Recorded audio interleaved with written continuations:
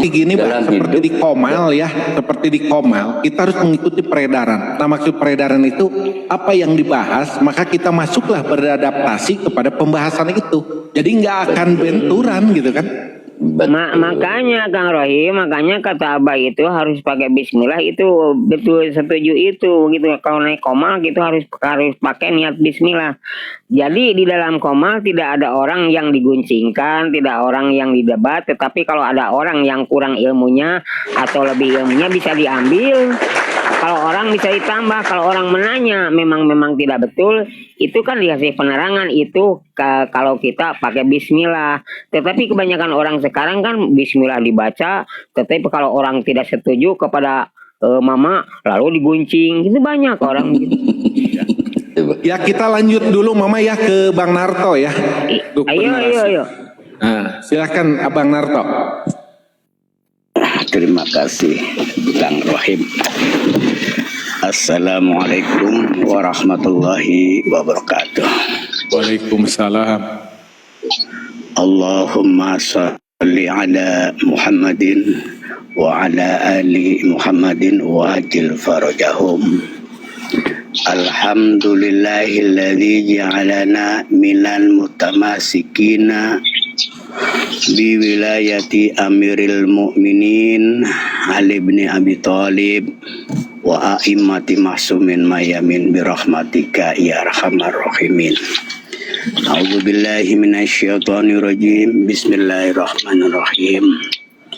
Innal ladzina amanu wal ladzina hajaru wa jahadu fi sabilillah ulaika yarjuna rahmatallah wallahu ghafurur rahim. Shadaqallahul adzim.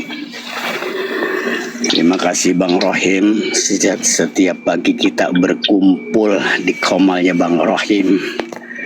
Semoga saja Bang Rohim selalu dan mendapatkan fahlah untuk menyampaikan satu ayat sehingga kita mendapat syafaatnya, sehingga kita Amin ya Allah ya Rabbal Alamin. Amin ya Rabbal Alamin. Dan tadi sudah dijelaskan tentang ayat Al-Baqarah 218 ini tentang orang yang beriman dan orang yang berhijrah dan berjihad di jalan Allah mendapatkan rahmat dan ampunan dari Allah. Ayat sebelumnya itu kan menjelaskan bahwa di bulan haram itu tidak boleh berperang, tapi kenyataannya sudah pernah dilakukan, tapi kita tidak menceritakan itu. Di sini kita ambil kesimpulan bahwa kita harus beriman. Beriman itu yaitu beriman kepada Allah dan kepada nabinya, plus kalau saya plus berwilayah sesuai dengan surah An-Nisa 59. Ya ayyuhalladzina amanu atiullaha wa atiur rasul wa ulil amri minkum. Kedua yaitu hijrah. Kalau hijrah lahir adalah dari kota yang tidak baik ke kota yang baik, dari Mekah ke Madinah. Hijrah batin adalah ya hijrah dari berbuat buruk sehingga kita berbuat baik. Ketiga jihad. Jihad itu adalah untuk diwajibkan ya berjihad melawan hawa nafsu dan menjauhkan keburukan, itu jihad. Dan ada juga hijrahnya tuh Bang Narto supaya nggak kelewat, yaitu hijrah badan dari rahim ke alam fana, alam dunia, dari alam barzah. Iya. itu udah pasti siapapun suka tidak supaya nggak kelewat disebutkan. itu udah pasti disuka tidak suka itu udah pasti kan gitu. Jihad melawan hawa nafsu dan menegakkan kebenaran. Saya rasa Kang Rohim itu saja tadi udah panjang lebar diceritakan sama mama sawah, dan kita selalu berjihad, berhijrah setiap hari, berjihad setiap hari, dan beriman kita tambahkan setiap hari. Seperti itu, Kang Rohim. Terima Assalamualaikum kasih abangku. Nah, kita lanjut ke Bang Ropak ya ini. Bang Ropak, silahkan Bang Ropak untuk bernarasi. Nah, karena Bang Ropak masih di mute, kita ke Abah Rea dulunya. Nah ini. Abah, silahkan. Oh ada Bang Ropak ada nih. Silahkan Bang Ropak, silahkan. Waalaikumsalam warahmatullahi wabarakatuh. Ada suaranya ya? Ada, aman. Kemana aja dirimu Bang Ropak? Baru nongol. Tapi kan menyimak selalu. Selalu hadir. Gimana Kang Rohim? Kecil, suaranya kecil. Gimana, ada nggak? Nah, sekarang aman. Ya, salam sehat semuanya ya buat Abang, Amin. Pak Narto semua tuh buat Kang Rohim terus Abah ya. Ini apa gimana surat apa? 218 Al-Baqarah. Ya. Bismillahirrahmanirrahim. Innaladina amanu ya. Ya. Innaladina amanu waladina hazaru ya. Ya. Ya, saya sedikit bernarasi ya, Kang Rohim. Kalau berbicara sunnah itu kan, Rasul itu kan teladan buat saya. Ya, ayat ini adalah metode gitu ya. Ya. Metode di mana ini kan yang dibahas poinnya iman, hijrah dan jihad gitu. Di saat kita membangun keimanan, maka harus ada konsekuensi. Apa konsekuensinya? Hijrah gitu. Hijrah harus berkonsekuensi apa? Itu jihad gitu. Proses membangun keimanan itu kan sebelum kita berbuat sesuatu itu, iman itu kan ada objeknya apa sih? Yaitu ma'rifatullah gitu. Maksudnya mengenal Allah, akidah tauhid dan perwujudannya yaitu bentuk-bentuk ibadah gitu. Jadi di saat kita mengetahui sesuatu gitu tentang Allah gitu, kan harus diwujudkan tuh. Maka di situ ada konsekuensi hijrah gitu. Apa sih yang dihijrahkan gitu kan? Yang paling pertama adalah tentu pola pikir dari syirik ke tauhid gitu, dari jahiliyah ke Islamiyah gitu kan. Maka itulah konsekuensi dari iman. Di saat kita sudah mengimani sesuatu, pasti ada konsekuensinya, yaitu menghijrahkannya gitu, menghijrahkan kita pola dari buruk menjadi baik, dari syirik ke tauhid, dari jahiliyah ke Islamiyah gitu.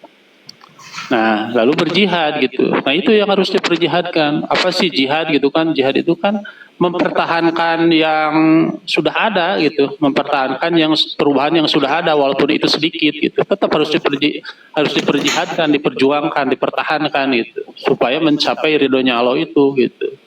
Kadang kita kan terjebak hijrah itu pindah mungkin dari Bandung ke Garut atau dari Mekah ke Madinah kalau Rasul gitu kan. Kalau kita mungkin saat ini ya hijratul fikri itu pola pikir yang harus dirubah, yang harus dibangun tentang narasi agung ini gitu kan. Itu yang harus dihijrahkan gitu. Jadi jangan terjebak. Hijrah ini Rasul kan dari Mekah ke Madinah, ya kita pola pikir dulu. Setelah pola pikir lalu ada hijratul fikri, ada juga hijratul akwali gitu. Setelah pemikiran kita yang pindah, maka pekerjaan yang kita pindah itu kan di situ katakannya sesungguhnya orang beriman gitu kan. Bahkan ada sambungan di ayat lain itu ada pembuktiannya. Abah Ta'ala lebih tahulah apa innamal mu'minuna ladina amanu billahi wa rasulihi sumalam yartabu wa jahadu fisabilillah bi amwalihim bi anfusihim fisabilillah gitu. Jadi disitulah pembuktian. Jadi ayat berapa itu bah lupa lagi. Sesungguhnya orang iman beriman itu kan orang-orang yang innamal mu'minuna walid. Jadi orang-orang yang beriman dan hijrah itu, yang berjihad itu ya orang-orang beriman itu tidak ragu gitu, mengorbankan dirinya, hartanya gitu kan, bahkan jiwanya gitu. Yang jadi pertanyaan, kita juga kan mengaku beriman itu di dalam Islam itu kan sudah sampai mana gitu. Sudahkah kita mengorbankan waktu kita gitu, mengorbankan harta kita, mengorbankan jiwa kita bahkan gitu. Kan itu sebuah pertanyaan bila kita sudah berproses dalam IHJ tadi gitu. Bila kita sudah mulai memproses dalam iman hijrah jihad itu, maka itu jadi pertanyaan, kita sudah berkorban apa gitu. Apakah diri kita sudah mampu kita korbankan, harta kita gitu, minimal waktu kita gitu kan. Ya itu ayat Al-Hujurat ya. Ya, Al-Hujurat itu. Pak Mama benar. Ayatnya. Jadi sebenarnya nyambung ke situ gitu. Kalau saya ikut kajian jadi inamal mu'minuna gitu. Inamal mu'minuna ladina amanu billahi wa rasulihi tsumma lam Ya, yartabu. laras Al-Hujurat ya laras. Jadi di situ kan menegaskan kalau tidak itu, kalau tidak mampu mengorbankan dirinya, jiwanya, hartanya, maka di situ terpatahkan bahwa bukan beriman gitu. Sebenarnya perwujudan di situ gitu. Jadi memang Rojak, ini punten ya. Saya sedikit bagus itu kan Rojak tentang pikirnya itu hijrah atau tidak gitu ya. Saya ini tentang diri saya, tapi ini tentang pemahaman saya ya. Jadi ternyata iman itu beradanya iman itu ada di keinginan dan rasa. Ya. Makanya dalam selalu yang dikatakan qalb, pikiran itu yang di atas pikiran, akal itu adalah yang ada di panca indera kita, yang menguasai panca indera kan. Maka selalu yang dikatakan istilahnya mata johir dengan mata batin, ya kan gitu ya. Kalau kita yang sudah memahami tentang itu gitu kan.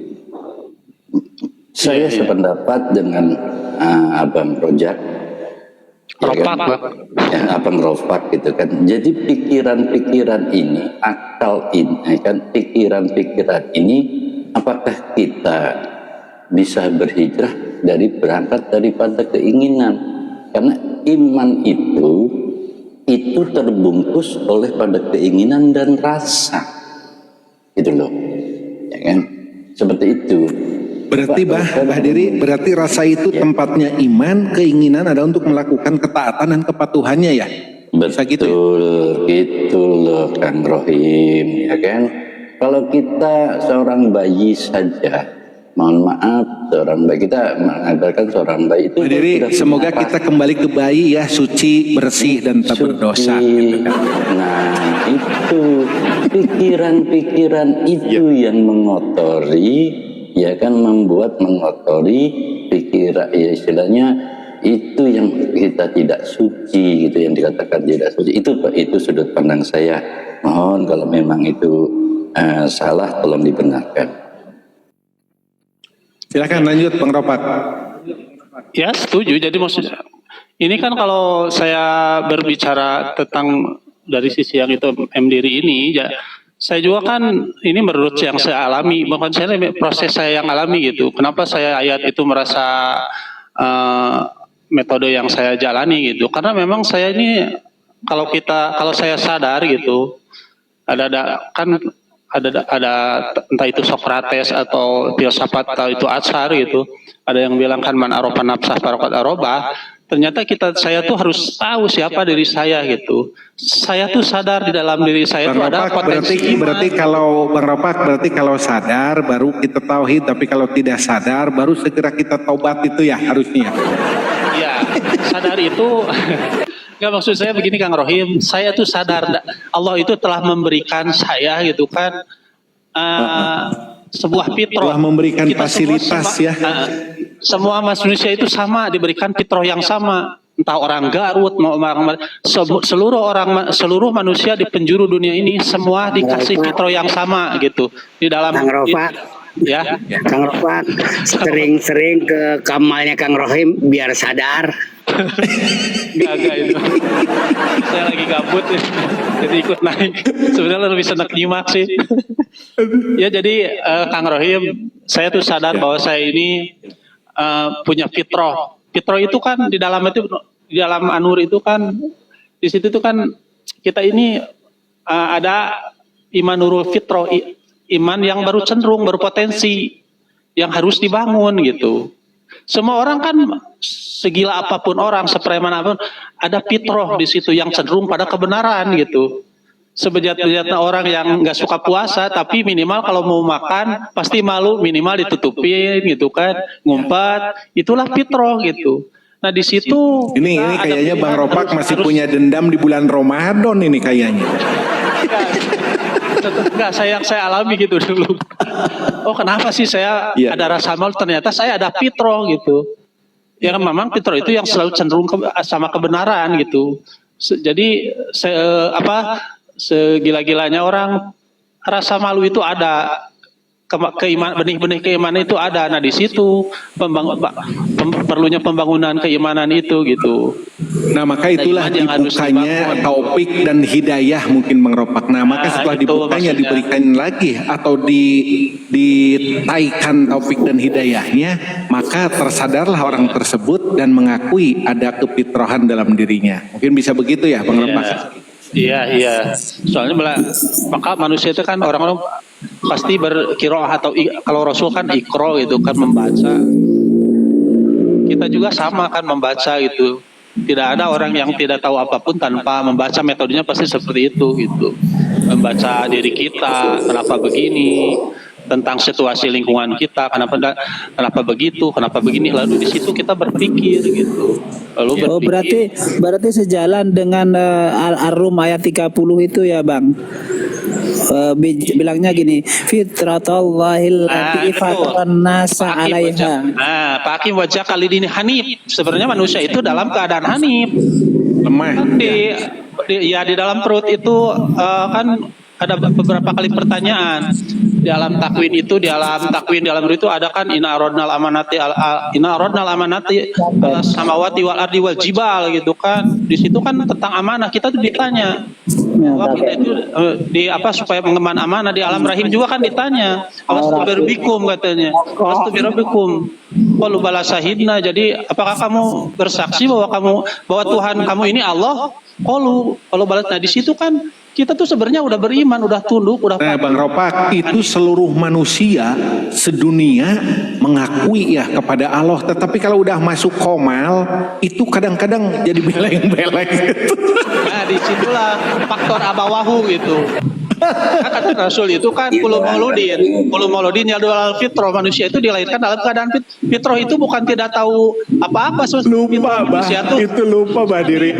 Lupa waktu di alam rahim itu, dalam ruh gitu ya. Nah maka kita bahagialah bila kita lahir pas. Nah di situ ada faktor abawahu gitu, lingkungan kita itu orang tua kita.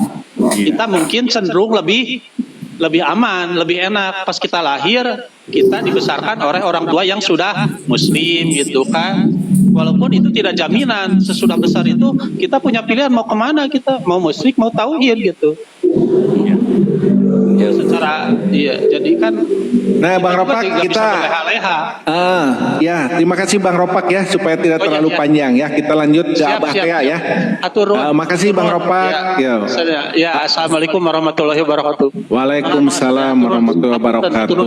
Terima kasih Bang Ropak ya. Abah silakan Bah, dilanjut Bah.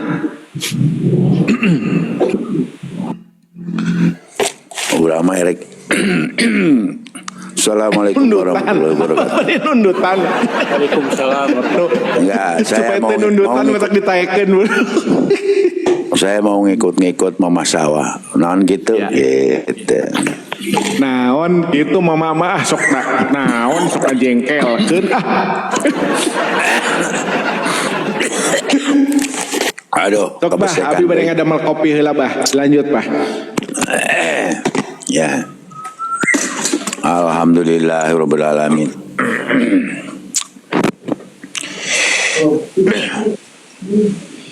Keula. Jadi ngabahasna sebenarnya ayat Al-Baqarah ayat 118. Ya, non karena setelah nyata sancana nerangkeun tentang ayat 117 yaitu tentang perang di bulan haram, yaitu bulan Rajab ini sebelum nuzul nama. 218. Iya, yang kan sebelumnya itu kan tentang ayat 117 itu tentang pasukan yang diutus Rasulullah SAW itu berpapasan dengan Amr bin Hadrami bersama pasukannya yang baru saja bertolak dari Taif untuk menyerang pasukan Rasulullah SAW. Nah, kemudian pasukan Muslim itu berhasil membunuh Amr dan pasukannya. Amr ini orang-orang musyrik, serta merampas harta benda mereka kan gitu. Padahal malam itu sudah memasuki awal bulan Rajab, yaitu bulan yang diharamkan untuk berperangan. Nah, dengan dalih ini orang musyrik itu, kaum musyrikin itu mengecam tindakan pasukan Rasulullah kan itu. Nah, kan, dan mereka berkata, sungguh kalian sudah berperang pada bulan-bulan yang diharamkan gitu. Lalu Allah menurunkan ayat 100 yaitu 17 ini kan gitu. Itu yas'alunaka anis syahril harami qitalin fi. Itu jadi setelah beres itu jadi orang-orang musyrik itu orang yang contohnya modal orang Quraisy itu. Orang Quraisy itu musyriknya itu bukan karena dia itu bukan karena dia tidak mengenal Allah, jadi justru karena itu mereka tuh yakin bahwa pencipta alam itu adalah Allah kan gitu. Nah, cuma zaman orang-orang dahulu kayak Luhai bin Amr itu yang mengumpulkan Lata, Uja, Hubal, Manat itu. Berarti seperti si Ajajil mengenal Allah tapi disuruh oleh Allahnya tidak tunduk, mungkin seperti itu Bah ya. Iya, jangan juga nanti ada orang yang membenarkan Ajajil kan. Ajajil itu benar itu, jangan juga begitu juga, kan. Jadi orang-orang Quraisy ini meyakini, tapi mereka itu ketika ditanya kenapa Anda itu menyembah Lata, Uja, Hubal, Manat dan sebagainya, bukan. Mereka menjawab, saya itu tetap mintanya kepada Allah, cuma saya bertawasul terhadap mereka gitu. Nah, ada yang menceritakan bahwa ya contohnya Luhai bin Amr ini seorang pedagang itu dengan mindset perdagangan bisnisnya, dengan pemikiran bisnisnya mereka, si Luhai bin Amr ini kalau sesembahan yang disembah orang-orang yang didatangi oleh mereka itu ada patungnya di Ka'bah, maka orang-orang itu akan datang ke Ka'bah. Padahal maksudnya untuk mengumpulkan orang agar perdagangan si Luhai bin Amr ini secara teknis mudah terjual dan sedikit biaya kan gitu. Bukan urusan teologis, itu bukan urusan akidah. Luhai bin Amr ini orang baik juga, orangnya bager, suka sedekah, sehingga seolah-olah orang-orang waktu itu menganggap bahwa Luhai bin Amr ini seorang nabi gitu, seolah-olah gitu. Nah itulah. Nah ini juga maka ayat ini orang-orang yaitu pasukannya Amr bin Hadrami itu ya itu mereka sudah tahu bahwa bulan-bulan haram itu diharamkan untuk berperang. Maka ketika mereka kalah, ya biasa orang kalah kan gitu. Persib ngadu jeung mana Surabaya Kalau menang sorak-sorai, hebat. Tapi kalau kalah pedawe si anu pedawe wasit nana ya selalu ada kan gitu. Ini contoh-contoh saja. Seperti ketika anak-anak gembala kerbau itu ngadu kerbau ya kan. Kalau menang mah, si pelen di alam setinggilang. Tapi ketika kalah, nah pedawe lagi hujan. Dipuji-puji ya bah, dipuji-puji nah, ya. Jadi orang kalah itu banyak alasan. Orang kalah itu biasa. Ini orang-orang musyrik juga ketika kalah itu dia beralasan gitu kan. Mereka justru mengatakan itu sungguh kalian itu berperang pada bulan-bulan haram. Padahal dalam satu hadis saya mengatakan bahwa orang itu beriman itu tidaklah kalian itu beriman sehingga hawa nafsunya itu tunduk kepada apa yang didatangkan oleh Rasulullah. Jadi orang yang beriman itu bukan menghilangkan nafsu, jadi menundukkan nafsu orang beriman itu. Maka sesuai nanti wala tatabi'u khutuwati syaitan innahu lakum aduwwum mubin. Ya, musuh itu kan harus ditundukkan, bukan untuk dihilangkan kan gitu. Ditaklukkan ya bah ya. Ditaklukkan gitu kan. Nah itulah diantaranya. Lalu ayat selanjutnya ini sifatnya khobar. Maka innalladzina amanu ibarat yo lamun setelah beres maka ada perkataan innalladzina amanu, sesungguhnya orang-orang yang beriman itu walladzina hajaru, dan orang yang berhijrah. Ini menceritakan tentang hijrah, bukan jangan dibawa ke betot-betot hijrah hati segala benang itu lain ke situ. Enggak itu. Itu mah makna itu mah makna, kalau makna boleh gitu kan. Tapi kalau intermezzo dulu Panba, intermezzo. Iya sok dibawa-bawa karena hakikat bae gitu tentang hakikok gitu. Mancing-mancing wae abah diri, kita mancing-mancing wae abah diri. Yaelah gampang eta mah. Itu mah urusan spiritual, mah urusan pribadi. Jadi orang-orang hijrah itu kenapa ya disebut hijrah? Karena waktu itu hijrah itu paling satu memang perbuatan yang satu gerakan orang-orang Islam yang sangat besar sekali pengaruhnya terhadap perkembangan Islam. Sehingga hijrahnya Rasulullah SAW ini diceritakan sangat detail di dalam riwayat itu, bagaimana prosesnya dari mulai perencanaan Abu Jahal dan lain sebagainya untuk membunuh Rasulullah SAW. Lalu Rasulullah itu menyuruh Sayyidina Sayyidina Ali mengajukan diri untuk menggantikan tidur di tempat tidurnya Rasulullah. Ini semua ini menggambarkan keimanan giroh atau semangat Islam itu memang lagi ini kan gitu. Maka sesungguhnya orang yang berhijrah, yang ikut hijrah waktu itu boleh dimanakan hijrah dari satu kondisi kepada kondisi yang lain, boleh itu. Tapi nanti itu makna itu ya nantinya. Lalu wajahadu fisabilillah. Ada hadis yang mengatakan tuh waktu itu, yaitu saya pernah baca, cuma lupa di mana kitabnya dan saya lupa redaksinya. Tapi intinya apa itu yang sekiranya aku itu sahabat nanya amalan apa yang harus aku lakukan yang dengan hal itu aku mendapatkan ridhonya Allah kan gitu. Intinya ke situ. Maka yaitu wa'budullah wa la tusyriku bi fisabilillah wal tusyriku bi syai'an, lalu wajahidu fisabilillah bi amwalihim anfusihim gitu kan. Nah itu diantaranya kenapa hajaru wajahadu selalu berdampingan, karena memang jahada yujahidu jahidan itu bisa dimanakan kesungguhan.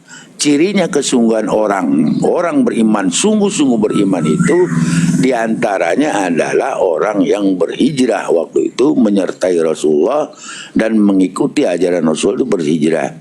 Lalu sungguh-sungguh di dalam, kalau dimanakan fisabilillah itu, yaitu jangan dikatakan fisabilillah ini selalu berperang, enggak. Yang namanya fisabilillah itu apa yang diridhoi oleh Allah Subhanahu wa taala, itulah fisabilillah, jalan Allah itu. Maka ada wajahadu fina lanahdiyanakum subulana, dan barang siapa yang bersungguh-sungguh di dalam jalanku ini, lanahdiyanakum subulana, aku akan tunjukkan kepada dia jalan-jalan yang lain, maksudnya kebenaran gitu kan. Itulah diantaranya ya. Maka dikatakan di dalam ayat ini, orang yang berjihad itu dan hajaru wajahadu fisabilillah itu hanya orang-orang yang mempercayai, orang yang percaya dan yakin bahwa dia itu akan bertemu dengan Allah dan akan mendapatkan rahmatnya, mengharapkan yaitu rahmatnya Allah. Makanya ulaika yarjuna rahmatullah. Orang yang mampu bersungguh-sungguh berjihad dan hijrah dari satu kondisi yang kepada kondisi yang lebih baik, itu adalah orang yang mengharapkan rahmatnya Allah. Jadi pengharapan itu hanya orang-orang yang dengan penuh harapan lah. Contohnya kita berharap ada orang yang mengharapkan kondisi ekonomi itu lebih baik. Dia itu sungguh-sungguh. Ada kalau dulu itu orang Ciamis itu pergi ke Jakarta, ke Kudus, ke Pati, gitu kok. Mana aja. Itu maksudnya mereka penuh dengan keyakinan, maka mereka berhijrah dan sungguh-sungguh untuk mencapai yaitu yarjuna rahmatullah, kan gitu. Itu diantaranya kayak begitu. Wallahu ghafurur rahim. Dan disimpulkan ayat ini, dan ingatlah Allah itu adalah Maha Pengampun dan Maha Penyayang. Itulah dalam hal ini, maka marilah kita bersama-sama belajar memperbaiki diri. Jangan banyak lihat orang lain, karena setiap orang itu berbeda jalannya, walaupun satu ajarannya ya.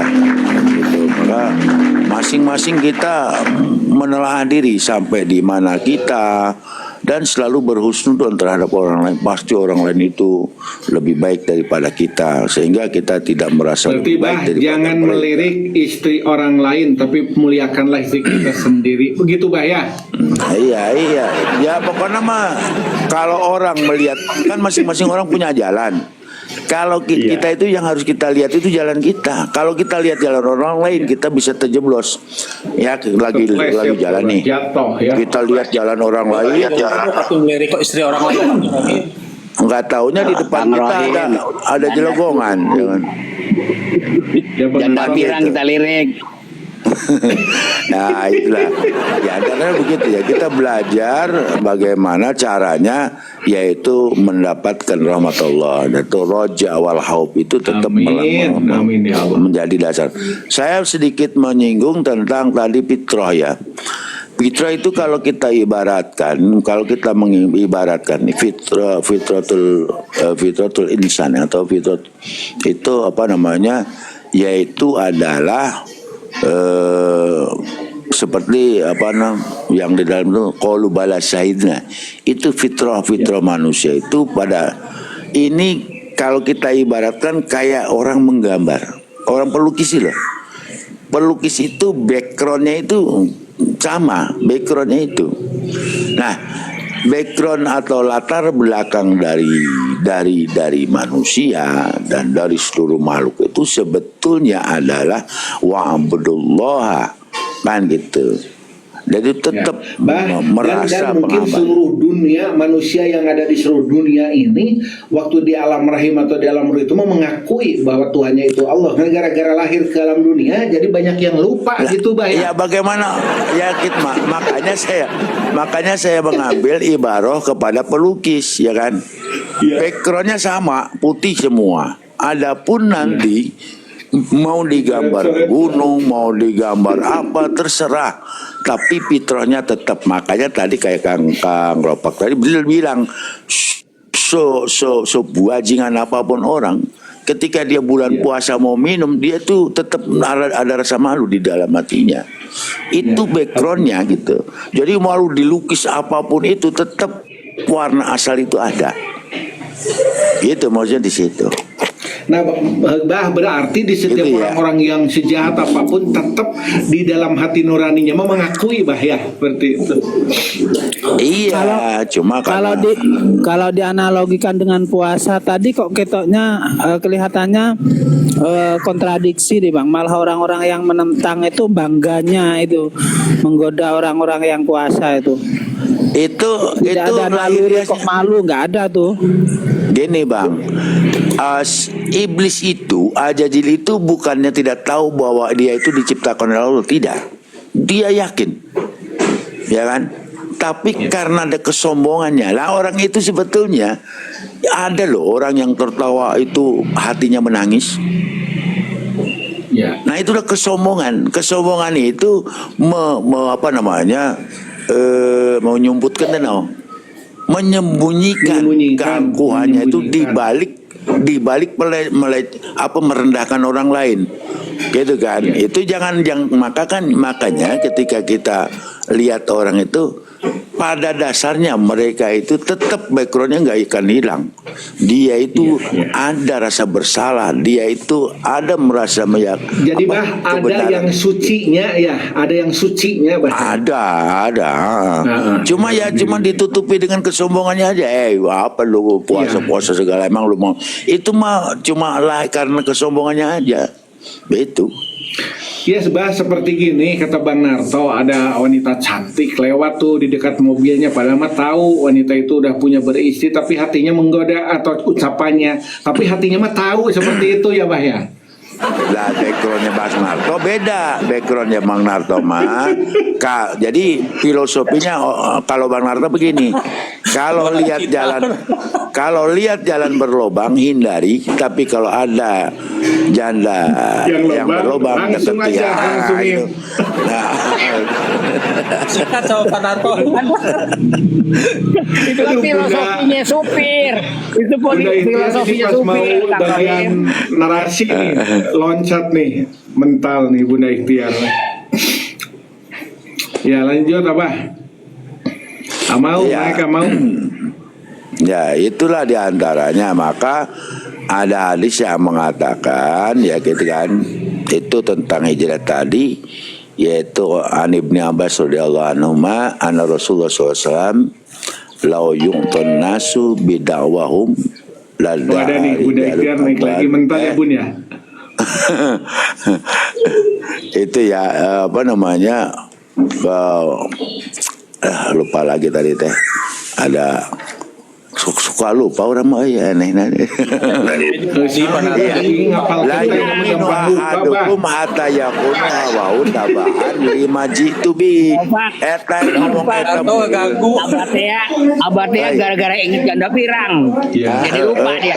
Masak itu. Iya itu mau nih, yaitu an Abi Muhammad Dipisah. Abdullah ibni Amri ibni Asi kola Rasulullah la yu'minu ahadukum, tidak bisa disebut iman diantara kalian hatta yakunu, sehingga ada hawa tabaan lima jitu bihi, sehingga hawa nafsunya itu tunduk kepada apa yang aku bawa. Itu maksudnya orang-orang tentang hijrah ini ya, tentang yas'alunaka anis syahril haram kita lingfiti, itu diantaranya adalah tentang bagaimana orang-orang ini yang memang innalladzina amanu walladzina hajaru wa jahadu fi sabilillah ulaika yarjuna rahmatallah. Itu orang-orang yang hanya meyakini bahwa dengan bersungguh-sungguh di jalan Allah, dengan mengorbankan segala bi amwalihim wa anfusihim kan gitu. Itulah orang-orang yang Jiwa dan selalu harta ya bah ya. yarjuna rahmatullah, yang yakin datang tentang rahmat Allah, gitu sih sebetulnya. Ya. Itulah ya diantaranya Ya, terima kita mau kasih, belajar aja. Abah, terima kasih bising Abah mau pilih heula Sami-sami. gitu. Nanti kita lanjut dulu kamu Yo, Bunda Ikhtiar. yo. Ya, terima kasih Abah, luar biasa. Silakan Bunda untuk bernarasi. Assalamualaikum warahmatullahi wabarakatuh. Waalaikumsalam warahmatullahi wabarakatuh. Saya pikir Ustaz Ini nggak termasuk kenal sama saya. bunda termasuk bunda juga ini hijrah ya dari biru ini ke warnanya pindah. Jadi Iya makanya saya pikir nggak kenal, soalnya saya lagi hijrah ini. ya, Surah silakan. Al-Baqarah ayat 218 ya. Ya. Bismillahirrahmanirrahim. Innalladzina amanu walladzina hajaru wa jahadu fi sabilillah ulaika yarjuna rahmatallah wallahu ghafurur rahim. Yang artinya di sini sesungguhnya orang-orang yang beriman dan orang-orang yang berhijrah dan berjihad di jalan Allah, mereka itulah yang akan mengharapkan rahmat Allah. Allah Maha Pengampun lagi Maha Penyayang, insyaallah. Tentang orang-orang yang beriman, banyak sekali janji-janji Allah tentang orang-orang kepada orang-orang yang beriman ini ya. Di dalam surah An-Nisa Allah juga pernah berjanji itu yang artinya saja nih ya Pak Ustadz ya. Adapun orang-orang yang beriman kepada Allah dan berpegang teguh kepada agama Allah, niscaya Allah akan memasukkan. Nah di sini kan kata kerja, memasukkan. Mau nggak mau kita tetap masuk karena Allah yang memasukkan kan. Allah akan memasukkan mereka ke dalam rahmat yang besar. Nah, ini rahmatnya besar pula ini kata Allah ini. Rahmat yang besar dan surga dan limpahan karunia-Nya dan menunjuki mereka kepada jalan yang lurus. Jadi ketika iman kita bersih dan lurus kepada Allah Subhanahu wa taala, mau nggak mau kita wajib masuk tuh ke dalam rahmat Allah karena Allah sendiri yang memasukkan. Allah akan memasukkan mereka ke dalam rahmat dan kasih sayang Allah yang besar dan Allah akan menunjukkan. Nah, ini Allah yang akan menunjukkan mereka ke jalan yang lurus. Nah, di sini ini hikmah daripada ketika kita benar-benar beriman kepada Allah. Ya, maksud iman yang benar itu apa? Mengeluarkan segala keyakinan kita terhadap makhluk dari hati kita dan memasukkan keyakinan kita hanya kepada Allah Subhanahu wa taala. Apapun itu kan gitu. Kemudian Allah juga berjanji di dalam surah Al-An'am ayat 82, di situ Allah berfirman yang artinya orang-orang yang beriman dan tidak mencampur adukkan iman mereka dengan kezaliman, dengan kesyirikan, mereka itulah orang-orang yang mendapatkan keamanan. Nah, di sini ketika iman kita benar, ketika iman kita bersih dan lurus, maka hidup kita ini akan aman, akan tenang gitu. Nah, ini janji Allah nih, maka mereka akan mendapatkan keamanan dan mereka itulah orang-orang yang akan mendapat petunjuk. Ini janji Allah nih. Jadi kalau kita hidup kita suka nggak aman, nggak tenang nih ada masalah nih berarti dengan iman kita kan gitu.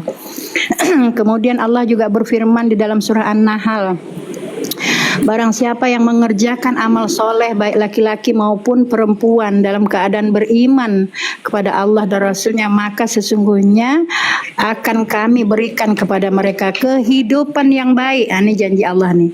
Bagi orang-orang yang benar imannya, bersih dan lurus imannya kepada Allah dan Rasulnya, maka kehidupannya akan baik. Dan sesungguhnya akan kami berikan balasan kepada mereka pahala yang lebih baik dari apa yang telah mereka kerjakan. Ini janji Allah nih.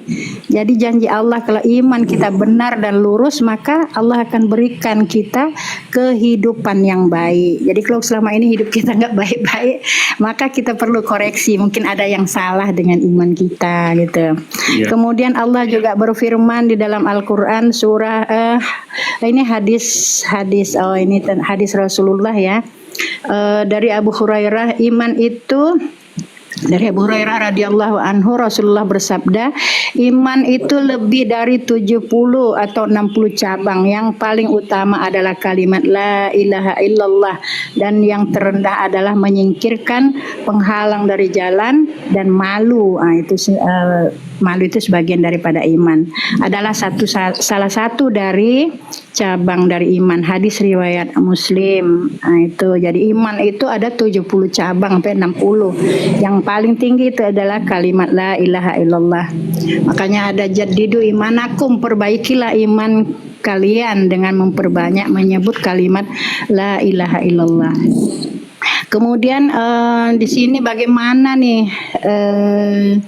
cara kita untuk menjaga iman. Nah, ketika kita sudah hijrah bagaimana nih caranya agar iman kita ini tetap dijaga oleh Allah Subhanahu wa taala?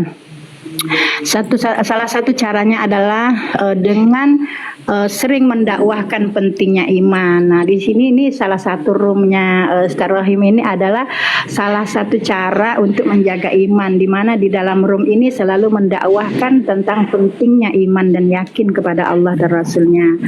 Kemudian bagaimana lagi cara menjaga iman adalah memperbanyak menyebut, berzikir, membaca kalimat la ilaha illallah Muhammad Rasulullah. Kemudian apalagi bertawajuh kepada Allah dalam setiap masalah. Jadi kalau punya masalah tuh jangan datang ke makhluk dulu, datang dulu kepada Allah, minta petunjuk kepada Allah. Selama ini salah. Ya ini ada masalah datang kepada makhluk dulu, nggak bertawajuh kepada Allah. Makanya nanti Bunda nanti dibohongi ya Bunda, gitu Bunda. Oh, iya. Datang ke makhluk dulu nanti dibohongi ya. Benar. Jadi Oke. tentang iman. Oke. Sebelum imannya dilanjut, saya mohon izin dulu agar close statement. Oh ya, silakan. Gini Bang, yang terpenting ternyata memang iman itu dipelihara. Bukan hanya dipelihara dan dijaga, tetapi ditambah kualitasnya agar lebih tinggi dan mencapai ke yakin gitu. Jadi intinya iman itu yang terpenting gitu. Kualitas kita harus ditambah, bukan hanya dijaga dengan level rendah, tetapi ditambah kualitasnya agar jadi level tinggi gitu. Dan ini agar level tinggi saya itu tidak luntur, saya mohon izin dulu karena baterainya mau habis. Terima kasih tempatnya Bang Rohim. Terima kasih. Siap Bang Wahjan, terima kasih Bang Wahjan. Sehat selalu. Ada salah dimaafkan. Assalamualaikum. Ya. Waalaikumsalam warahmatullahi wabarakatuh. Silakan Bunda, dilanjut Bunda. Nah, saya lanjut ya. Di sini Allah menjelaskan lagi wallazina hajaru wajahadu fi sabilillah. Hijrah ya, tentang hijrah. Tadi sudah banyaklah penjelasan dari guru-guru tentang hijrah. Dan Rasulullah juga pernah bersabda ya, hijrah itu innamal a'malu binniyat ya. Innamal a'malu binniyat. Jadi hijrah kita itu tergantung niat kita juga. Ada dia hijrah nih mau jadi orang baik karena mau biar ceweknya suka sama dia gitu, pura-pura jadi orang baik lah kan gitu. Atau misalnya saya nih pengen biar Ustaz Rohim ini suka sama saya, pura-pura saya baik. Itu hijrahnya karena makhluk, bukan karena Allah. Barang siapa yang hijrahnya karena Allah dan Rasulnya, kata Rasulullah, maka dia akan mendapatkan iman kepada Allah dan Rasulnya. Jadi di dalam hijrah ini benar kata Abah tadi, perlu mujahadah, bersungguh-sungguh, perlu jihad akbar, namanya jihad akbar ya. Jihadnya itu harus kuat gitu. Contoh nih misalnya ini saya nih lagi malas sholat gitu kan, udah sampai waktu sholat nih malas pula mau sholat. Nah di situ saya harus jihad nih melawan hawa nafsu saya agar iman saya ini tetap terjaga gitu kan. Iman itu harus tetap dijaga. Jadi jihad yang paling besar itu adalah melawan hawa nafsu kita ketika nafsu kita ini mengajak kita untuk ingkar dan lalai kepada Allah, dan itu hampir setiap hari itu kita rasakan itu kan, rasa malas mau ibadah, rasa malas berbuat baik gitu kan. Bunda, yang berat itu jihad lawan hawa, Bunda. Melihat hawa ya. Kemudian di sini Allah wallahu ghafurur rahim. Jadi Allah itu Maha Penyayang, Maha Pengampun. Innallaha yuhibbut tawwabin wa yuhibbul mutatahhirin. Jadi ketika kita ini kan sering juga nih ada saudara-saudara kita, dia sudah berlumur dosa lah, hidup penuh dengan dosa dan maksiat, tapi dia malu gitu. Sebenarnya dia ingin kembali kepada jalan yang lurus, tapi dia nggak yakin nih, apakah saya masih bisa jadi orang baik, apakah Allah masih mau mengampunkan saya. Nah ini janji Allah, Allah itu innallaha yuhibbut tawwabina wa yuhibbul mutatahhirin. Allah itu sangat mencintai, menyukai orang-orang yang bertaubat dan orang-orang yang mensucikan diri, karena Allah itu Maha Pengampun dan Maha Penyayang. Jadi tentang hikmah orang-orang yang senantiasa bertaubat ini Allah jelaskan di dalam surah Nuh itu ayat 10 sampai 12 itu kan artinya aja ya, artinya maka aku berkata kepada mereka, mohonlah ampun kepada Tuhanmu, sungguh Dia Maha Pengampun. Kemudian ayat selanjutnya, niscaya Allah akan menurunkan hujan yang lebat dari langit kepadamu dan Allah akan memperbanyak harta. Nah, ini nih salah satu hikmah kalau kita rajin-rajin taubat, rajin mensucikan diri adalah Allah akan memperbanyak harta ya, minimal nggak miskin lah. Kalau kita rajin-rajin taubat tuh minimal nggak miskin, nak makan tuh nggak susah lah, itu minimal. Karena ini udah janji Allah nih dalam surah Nuh ini, barang siapa yang senantiasa mensucikan dirinya, senantiasa memohon ampun kepada Allah, nah, maka Allah akan perbanyak hartanya. Nah, gitu, itu udah janji Allah itu. Jadi kalau selama ini kita dari tahun 2010 sampai sekarang kok susah, itu ada masalah. Mungkin ada itu dosa kita yang belum kita taubati. Mungkin ada dosa kita kepada makhluk yang kita belum minta maaf. Karena Allah itu tidak pernah ingkar akan janjinya ya. Nah, seperti itulah Pak Ustadz untuk sementara pembahasan saya tentang iman dan tentang iman dan ampunan Allah dan rahmat Allah. Insya Allah mudah-mudahan kita semua di sini tergolong hamba-hamba Allah yang dirahmati. Amin ya Allah. Amin. Saya seperti dinasihatin ibu saya ini, Kang Rohim. Assalamualaikum warahmatullahi wabarakatuh. Waalaikumsalam warahmatullahi wabarakatuh. Terima kasih Bunda ya. Wahai para suami, wahai para istri, ingatlah, banyaklah berdoa supaya dan bekerjalah taat dan patuh kepada Allah, betul-betul mengharap rahmat Allah, maka dimudahkan urusan kita. Amin ya Allah ya Rabbal Alamin. Nah, mana Atilas teh ya? Silakan Atilas. Naik Atilas. Atilas silahkan. Assalamualaikum warahmatullahi wabarakatuh. Waalaikumsalam. Yang saya hormati Pak Haji Rohim, yang mana yang telah memberikan waktu kepada saya untuk narasi.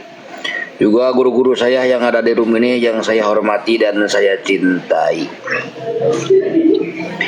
Saya nyimak dari tadi ya, dari mama, dari abah saya, urusan itu ibu Hitiar. Saya menjelaskan tuh, itu lebih itu ya, lebih apa? Kayaknya udah semuanya tuh dibahas tuh. Ini sebentar saya lah, ini mah menyampaikan lah. Saya menyimak tuh kata-kata tentang iman, hijrah dan jihad ya. Iya. Nah, maka di sini kata Allah, wahai orang-orang yang beriman ya, kamu hijrahlah, hijrah dan jihadlah di jalan Allah. Nah, kalau dulu hijrah di zaman Rasulullah SAW itu dari Mekah ke Madinah ya. Nah, ambil kesimpulan, ditarik ke zaman sekarang ini kita hijrah. Berarti hijrah zaman sekarang itu hijrah dari dari malas ya, dari malas. Jadi kita pindah kepada yang kerajin ya. Tidak malas itu. Dari malas ke rajin gitu ya.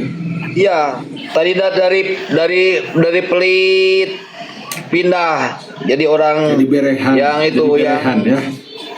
Berehan itunya. Berehan. Tadinya kita suka berantem, hijrah cari kebaikan gitu sama tetangga, sama beraya, sama teman-teman. Nah, kalau hijrah zaman sekarang, wah itu hijrahnya di dalam berbuat asalnya kita berbuat jelek, harus bisa hijrah pindah ke jalan yang baik, gitulah. Itu diantaranya. Terus kata-kata jihad, kalau di zaman Rasulullah SAW itu jihad itu bawa pedang tuh ya, bawa pedang, bawa bawa tumbak, bawa panah dan sebagainya. Nah, kalau di zaman sekarang ini itu tidak zamannya lagi untuk berperang seperti itu. Tetapi sekarang mah kita jihad melawan hawa nafsu. Kenapa? Karena nafsu kita, kalau kita tidak dilawan nafsu kita, kebanyakannya gitu mengajak nafsu itu kemunkaran. Ada aja pirang itu kata Bang Narto tuh. Tapi sukanya suka main bawa jangan dulu hijrah sebelum bertobat. Nah, jangan dulu hijrah sebelum bertobat, yaitu hijrah dari alam dunia ke alam barzah. Jangan itu. Ya sampai salahkan betul Pak Haji. Itu harus kita akan hijrah tuh dari alam barzah tuh, akan semuanya tuh. Maka kata Allah, makhluk yang ada di muka bumi ini pasti akan hijrah ke alam barzah, alam kubur. Nah, di sini makanya hati-hati. Semuanya tuh, baik orang kaya, baik orang miskin, baik pejabat, rakyat, semuanya akan hijrah tuh Pak Haji, dari alam dunia ke alam barzah. Semuanya tidak terkecuali. Nah, makanya sebelum kita mati harus kita bertobat kepada Allah. Atilas ini selalu salahin nafsu itu Atilas sok tahu Atilas. Itu udah ada itunya, udah ada di keterangannya tuh, udah dijelasin tuh. Kata Allah, ulun nafsing ikatul maut tuh Bang Narto. Semua makhluk yang ada di bumi akan mengalami mati tuh Bang Narto tuh. Makanya hati-hati, jangan banyak kejanda Bang Narto tuh. Takut itu. Makanya sebelum kita mati harus bertobat. Setelah Bang Narto bernarasi, nanti Bang Narto atas bernarasi dosa-dosanya, maka Allah akan mengampuni kepada dosa-dosa orang itu kalau kita bertobat. Tetapi kalau kita mati keadaan bahwa dosa-dosa itu, maka kita akan celaka di hari nanti. Terima kasih. Wassalamualaikum warahmatullahi wabarakatuh. Jangan dulu turun, Atilas, jangan dulu turun. Yo, iya siap. Saya ini protes sama Atilas itu. Kenapa kok Pak Atilas itu selalu lawan nafsu? Kunong si nafsu sok disalahkan wae. Bapak gini, nafsu itu sukanya itu ada cewek cantik, suka itu maunya ngikutin gitu kan. Ada orang-orang cewek nafsu mah bukan dari nafsu. Atilas, lihat cewek nafsu bukan dari nafsu, dari mata kita. Atilas. Iya, dari mata turun Gini ya, seperti kalau ibaratkan nafsu itu kayak kuda liar gitu ya, kuda liar dalam hutan ya kan. Nah, itu bagaimana caranya menundukkan kuda liar ini akhirnya bisa dimanfaatkan, pakai delman, pakai kereta, dipakai narik muatan itu. Jadi ya jangan dihilangkan kudanya, karena penting juga kuda ini kan gitu. Berarti potong dulu berarti yang tepat itu bukan melawan kepada nafsu, tapi menundukkan bahasa yang lebih tepat. Iya, ya kayak Bang Narto kan. Bang Narto ini kan lawan nafsu.